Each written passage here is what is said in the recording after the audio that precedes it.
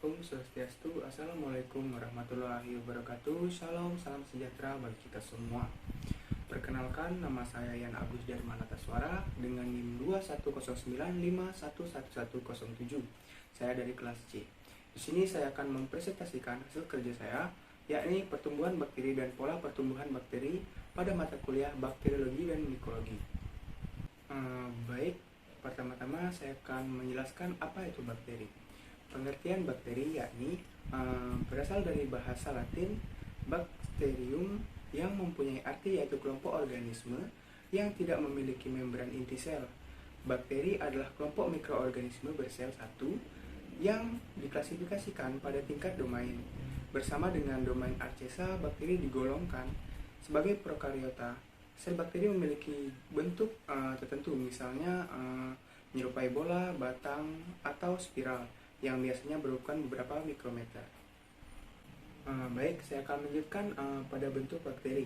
Bakteri dibagi menjadi 3 bentuk, yakni Severis atau kokus, yang kedua batang atau basil, dan yang ketiga spiral. Yang pertama ada Severis atau kokus, dibagi menjadi 5 bagian, yaitu yang pertama ada kokus, yakni bakteri yang berbentuk bulat tunggal.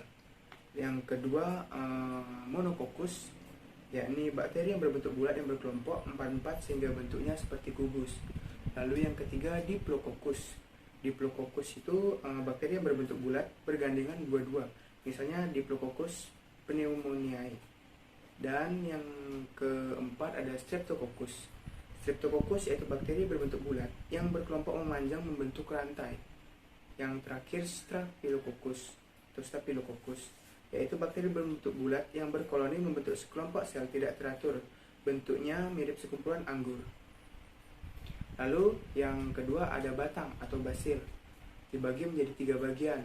Yang pertama ada basil tunggal atau monobasil, yaitu bakteri berbentuk satu batang tunggal, misalnya Salmonella typhi, penyebab penyakit tifus. Yang kedua diplobasil. Diplobasil yaitu bakteri yang berbentuk batang yang bergandengan 2-2. Yang ketiga Streptobasil. Streptobasil yaitu bakteri berbentuk basil yang bergandengan memanjang membentuk rantai, misalnya Bacillus anthracis, penyebab penyakit antraks. Lalu yang ketiga spiral. Spiral dibagi menjadi 3 bagian. Yang pertama ada spiral, yaitu golongan bakteri berbentuk spiral, misalnya Spirillum, umumnya memiliki sel tubuh yang kaku. Yang kedua ada Vibrio. Vibrio yaitu bakteri yang berbentuk koma yang dianggap sebagai bentuk spiral tak sempurna, misalnya Vibrio cholerae, penyebab penyakit kolera. Yang ketiga Spiroseta, yaitu bakteri berbentuk spiral yang lentur dan tubuhnya dapat memanjang dan mengerut saat bergerak. Baik, saya akan menunjukkan pada morfologi bakteri. Struktur morfologi bakteri terdiri dari yang pertama ada kapsul. Kapsul berfungsi sebagai lapisan pelindung, menjaga sel dari kekeringan, membantu melekat diri pada substrat, dan menunjukkan virulensi suatu bakteri. Kapsul pada bakteri patogen juga berfungsi untuk perlindungan diri dari sistem imun sel inang. Lalu yang kedua ada dinding sel. Dinding sel pada Eubacteria tersusun dari peptidoglikan, yaitu sejenis polisakarida yang berkaitan dengan protein. Dinding sel juga berfungsi sebagai lapisan pelindung bakteri dan juga untuk mempertahankan bentuk sel bakteri. Yang ketiga ada membran sel. Membran sel tersusun dari fosfolipid dan protein. Sifatnya semi-permeable dan berfungsi untuk mengatur keluar masuknya zat ke dalam dan keluar sel bakteri. Lalu yang keempat ada pili. Pili merupakan rambut-rambut halus yang tumbuh dari dinding sel. Fungsinya adalah untuk membantu pelekatan pada substrat dan penyaluran materi genetik pada saat konjugasi. Lalu yang kelima ada flagella. Flagella yang juga disebut bulu cambuk terdapat pada dinding sel dan berfungsi sebagai alat gerak. Flagella hanya dimiliki oleh bakteri yang berbentuk batang, koma atau vibrio, dan spiral. Yang keenam ada sitoplasma. Sitoplasma merujuk kepada cairan tidak berwarna yang tersusun dari air, bahan organik seperti protein, karbohidrat, dan lemak, garam mineral, enzim, ribosom, dan asam nukleat. Sitoplasma merupakan tempat terjadinya reaksi metabolisme pada bakteri. Yang ketujuh ada ribosom. Ribosom adalah organel kecil yang berfungsi sebagai tempat terjadinya sintesis protein. Yang kedelapan ada nukleoid. Nukleoid adalah nukleus, semu tempat berkumpulnya DNA kromosomal bakteri. Yang kesembilan ada plasmid. Plasmid berfungsi dalam rekayasa genetika sebagai vektor yang membawa gen asing yang ingin disisipkan pada bakteri. Bentuk tubuh atau morfologi bakteri dipengaruhi oleh keadaan lingkungan, medium, dan usia. Pada umumnya, bakteri yang usianya lebih muda, ukurannya relatif lebih besar daripada yang sudah tua. Baik, saya akan lanjutkan kepada peranan dan kerugian bakteri. Yang pertama ada peran bakteri. Peran bakteri dalam kehidupan sehari-hari. Banyak manfaat yang bisa didapatkan dari bakteri.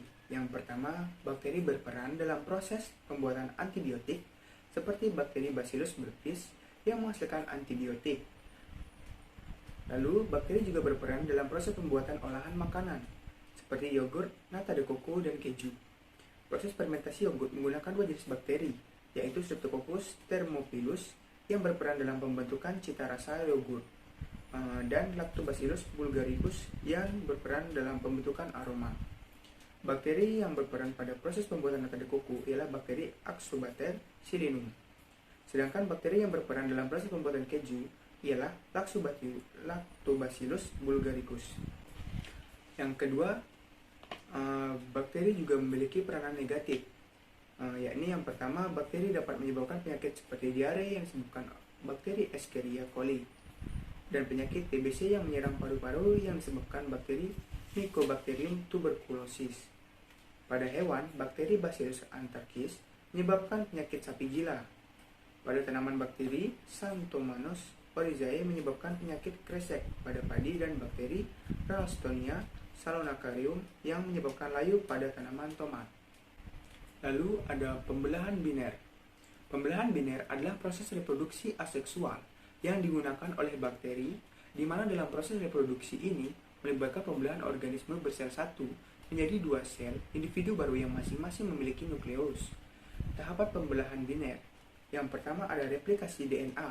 Pembelahan sel pada bakteri memerlukan salinan atau duplikasi DNA. DNA tersebut terdapat pada kromosom bakteri. Proses replikasi DNA dimulai pada satu titik dalam replikasi. Titik asal replikasi tersebut akan bergerak menuju ujung-ujung sel yang saling berlawanan dan menarik sisa kromosom bersama mereka. Proses replikasi masih berlanjut sampai seluruh kromosom tersalin, sehingga semakin lama bagian kromosom dan DNA bakteri yang lengkap akan terbentuk. Yang kedua ada pemanjangan sel. Setelah dua kromosom lengkap dengan DNA terbentuk, kedua kromosom tersebut akan berpindah ke ujung sel yang berlawanan, yang mengakibatkan membran dan dinding sel bakteri memanjang. Pada tahap ini, ukuran sel bakteri menjadi 2 kali ukuran semula dan terjadi pembagian sitoplasma dan distribusi bahan nukleus. Yang ketiga, ada pembentukan septum. Pembentukan septum, setelah 2 kromosom bergerak menuju ujung sel yang berlawanan, muncul sekat atau dinding pemisah di tengah-tengah sel yang disebut septum. Septum ini berbentuk akibat pertumbuhan dinding-dinding pada sel bakteri yang melintang. Lalu yang keempat, ada pemisahan menjadi 2 sel baru. Setelah pembentukan septum lengkap, sel induk terbelah menjadi 2 sel anak yang identik atau sama persis dengan sel induk. Kemudian, sel anak tersebut akan dilepaskan untuk melanjutkan kehidupan mereka sebagai bakteri yang utuh. Setiap sel anakan tersebut dapat mengulangi proses pembelahan biner yang sama untuk menghasilkan bakteri baru, sehingga tidak heran waktu generasi pada setiap bakteri tidak sama. Ada yang hanya memerlukan 20 menit, bahkan ada yang memerlukan sampai berjam-jam atau berhari-hari. Lalu ada fase pertumbuhan bakteri. Pertumbuhan didefinisikan sebagai pertambahan kuantitas, konstituen, seluler, dan struktur organisme yang dapat dinyatakan dengan ukuran. Diikuti pertambahan jumlah, pertambahan ukuran sel, pertambahan berat atau massa, dan parameter lain. Sebagai hasil pertimbangan dan pertambahan ukuran dan pembelahan sel atau pertambahan jumlah sel, maka terjadi pertumbuhan populasi mikroba. Pertumbuhan mikroba dalam satu medium mengalami fase-fase yang berbeda, yaitu fase lag, fase eksponensial, fase stasioner, dan fase kematian. Yang pertama ada fase lag atau fase penyesuaian. Fase lag merupakan fase penyesuaian bakteri atau adaptasi bakteri dengan lingkungan yang baru. Ciri fase lag adalah tidak adanya peningkatan jumlah sel, yang ada hanyalah peningkatan ukuran sel. Lama fase lag tergantung pada berbagai kondisi seperti komposisi, media, pH, suhu, aserasi, dan jumlah awal mikroorganisme yang diambil dari kulturnya. Pertumbuhan bakteri. Pada fase eksponensial ini sangat dipengaruhi oleh sifat genetik yang diturunkannya. Lalu yang ketiga ada fase stasioner. Fase stasioner terjadi pada saat laju pertumbuhan bakteri sama dengan laju kematiannya, sehingga jumlah bakteri keseluruhan bakteri akan tetap. Keseimbangan jumlah keseluruhan bakteri ini terjadi karena adanya pengurangan derajat pembelahan sel. Hal ini disebabkan oleh kadar nutrisi yang berkurang dan terjadi akumulasi produk toksik sehingga mengganggu pembelahan sel. Yang keempat ada fase kematian. Fase kematian merupakan fase di mana laju kematian lebih besar sehingga terjadi penurunan populasi bakteri. Keadaan ini dapat berlangsung beberapa minggu, bergantung pada spesies dan keadaan medium serta faktor-faktor lingkungan. Kalau keadaan ini dibiarkan terus-menerus, besar kemungkinan bakteri tidak dapat dihidupkan kembali dalam medium baru. Lalu ada faktor yang mempengaruhi pertumbuhan bakteri. Yang pertama ada nutrisi. Sumber zat makanan, nutrisi bagi bakteri diperoleh dari senyawa karbon, nitrogen, sulfur, fosfor, zat besi, dan sejumlah kecil logam lainnya. Yang pertama ada sulfur, diperlukan bakteri untuk sintesis protein bersama dengan nitrogen. Sumber sulfur dapat diperoleh dalam bentuk ion sulfat. Selain sulfur juga terdapat dalam asam amino. Lalu ada fosfor yang diperlukan untuk pembentukan asam nukleat DNA dan RNA. Fosfor juga dibutuhkan bakteri untuk sistem ATP atau sintesis ATP. Sumber fosfor diperoleh dari senyawa fosfat. Lalu ada nitrogen, diperlukan untuk mensintesis asam amino yang selanjutnya akan digunakan untuk mensintesis protein. DNA dan RNA. Bakteri memperoleh nitrogen dari proses dekomposisi bahan organik atau berasal dari ion amonium, serta dari senyawa nitrat dan nitrogen yang berada di udara melalui proses fikasi. Lalu ada karbon, merupakan nutrisi paling penting yang dibutuhkan untuk pertumbuhan bakteri. Terdapat dua jenis mikroba yang bergantung pada karbon, yaitu autotrof. Bakteri autotrof memiliki kemampuan sintesis zat organik dan merubahnya menjadi zat organik untuk memenuhi kebutuhan makanan dan nutrisinya. Bakteri autotrof ini dibedakan lagi menjadi dua berdasarkan energi yang digunakan untuk menyusun makanan, yaitu fotoautotrof dan kemoautotrof.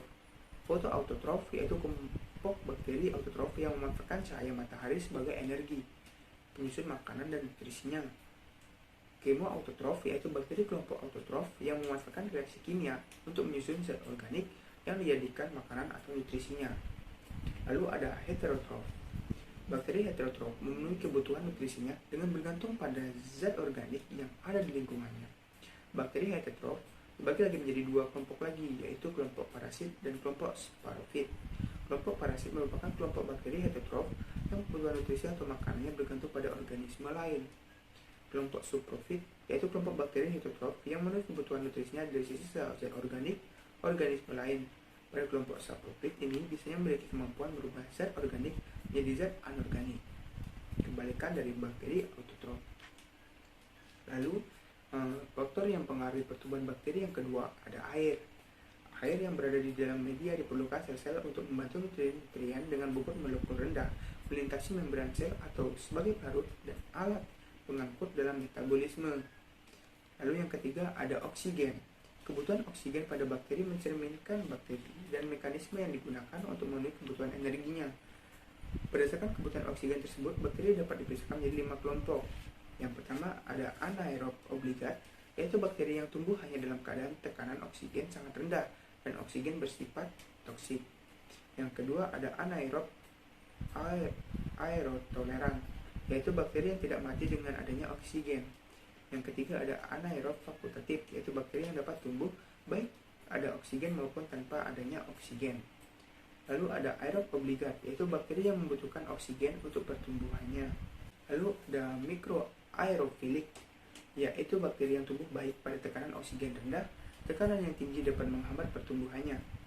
Lalu faktor yang keempat ada suhu. Suhu dapat mempengaruhi laju pertumbuhan, mempengaruhi jumlah total pertumbuhan, merubah proses-proses metabolik tertentu, serta morfologi atau bentuk luar. Umumnya bakteri tumbuh pada suhu di atas 35 derajat Celcius. Namun setiap spesies bakteri memiliki suhu optimum untuk pertumbuhannya.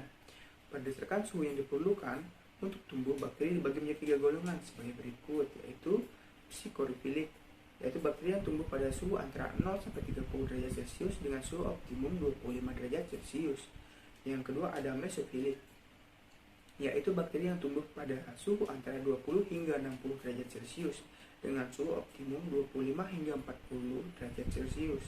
Misalnya golongan bakteri patogen yang menyebabkan penyakit pada manusia. Lalu ada termofil, yaitu bakteri yang tumbuh pada suhu antara 40 hingga 80 derajat Celcius dengan optimum 55 hingga 65 derajat Celcius. Lalu faktor yang kelima ada pH. Untuk pertumbuhannya, bakteri juga memerlukan pH tertentu. Pada umumnya, bakteri memiliki pH optimum berkisar antara 7, 2 hingga 7 dan 6. Luas tentang pH ditunjukkan oleh berbagai bakteri, di antaranya yang pertama ada acidophilic, memiliki nilai rentang pH 6,5 hingga 7. Lalu ada yang kedua mesophilic, memiliki nilai rentang pH 7,5 hingga 8. Lalu ada alkalophilic, memiliki nilai rentang pH 8,4 hingga 9. Hal ini terutama dijumpai pada bakteri yang bersifat fermentatif yang menghasilkan sejumlah besar asam-asam organik yang bersifat menghambat. Yang keenam ada tekanan osmotik. Tekanan osmotik akan sangat mempengaruhi bakteri. Jika tekanan osmotik lingkungan lebih besar atau hipertonis, sel akan mengalami plasmolisis. Sebaliknya, jika tekanan osmotik lingkungan yang hipertonis akan menyebabkan sel membengkak dan juga akan mengakibatkan rusaknya sel. Oleh karena itu, dalam mempertahankan hidupnya, sel bakteri harus berada pada tingkat tekanan osmotik yang sesuai. Walaupun sel bakteri memiliki daya adaptasi, perbedaan tekanan osmotik dengan lingkungannya tidak boleh terlalu besar.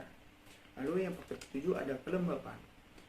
Ruangan dengan kelembapan di atas 75% akan menyebabkan berkembangnya bakteri, sedangkan udara yang sangat kering dapat menyebabkan dan membunuh bakteri atau menyebabkan pemberhentian kegiatan metabolisme bakteri. Lalu faktor yang ke-8 ada pencahayaan. Cahaya yang berasal dari sinar matahari dapat mempengaruhi pertumbuhan bakteri. Bakteri lebih menyukai kondisi gelap karena terdapatnya sinar matahari secara langsung dapat menghambat pertumbuhan bakteri. Baik, terima kasih. Sekian dari presentasi saya. Jika ada salah kata, saya mohon maaf. Saya ucapkan Om Santi Santi Santi Om dan salam sejahtera bagi kita semua. Terima kasih.